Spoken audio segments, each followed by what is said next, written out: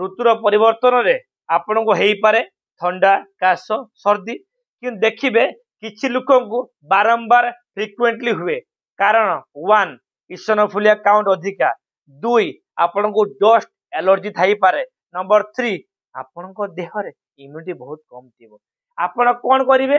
प्रथमतः जो मानकर डस्ट एलर्जी अछि से माने मास्क पिंधिबे बाहर को जिबा समय रे आपण हेलमेट पिंधिबे आपण स्पेशल केयर नेबे जो मान इसनोफिलिया काउंट अधिका रहउची एमान ठंडा हेबे नाही